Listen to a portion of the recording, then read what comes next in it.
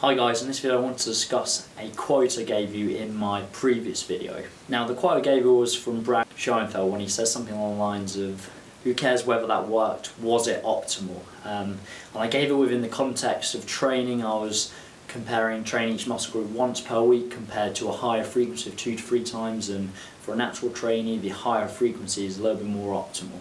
However, I still think that quote could be applied to anything in training, anything with regards to fitness, with regards to changing body composition, so building muscle, losing fat. And I ask you that question, just because something's worked doesn't necessarily mean it was optimal.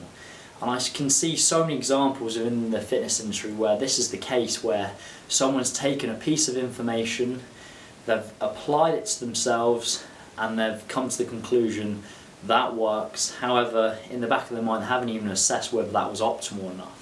I saw an excellent video yesterday from James Mitchell where he was talking about the Herbalife Body by V, and he gave lots of great points, and I think I'd mirror the points James was making there. And it was along the lines of, just because it works, people are associating that with, oh, that must be optimal, that must be the way for me to lose body fat. And quite obviously that's not the case. So just mirroring what James was saying, essentially those diet shakes, meal replacement shakes, are going to put you in a net energy deficit. So if you're in a net energy deficit, you're going to lose weight. So regardless of whether it's the shake or whether you just consumed something similar but matched the same calories, macronutrients, you would have got the same result. However, the individual is associating the result with the product rather than the actual process. So hopefully that makes sense. But I can think of several other examples. So a great example would be the paleo diet.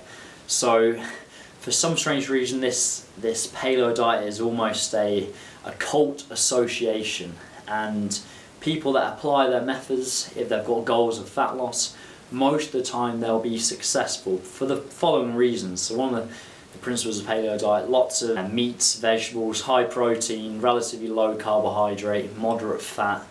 By default you compare that compared to what that individual was previously eating, which is probably a load of crap, probably very high carbohydrate, low protein, higher calorie.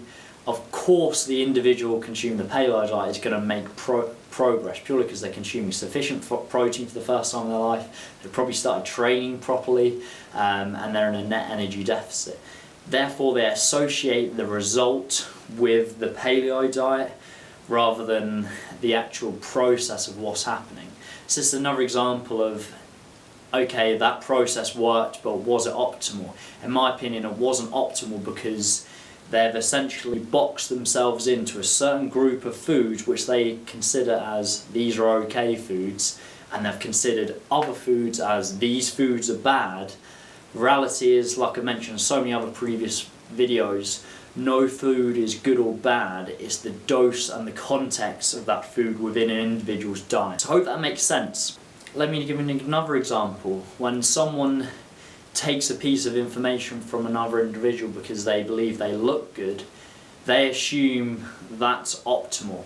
So, for instance, going back to the training example, someone, I know a lot of the fitness models on YouTube, they train very much quote-unquote typical bodybuilder style training. Each body part hit once a week, so an example could be chest Monday, back Tuesday, legs Wednesday, shoulders Thursday, arms Friday, something along those lines.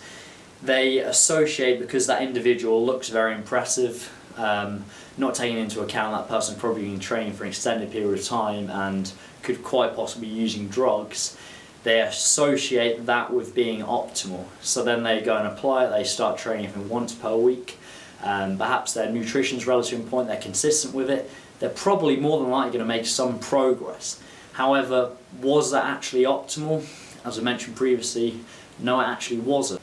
And there's so many examples of these within the fitness industry where just change your mindset of, okay, did this work? Yes or no? However, was it actually optimal?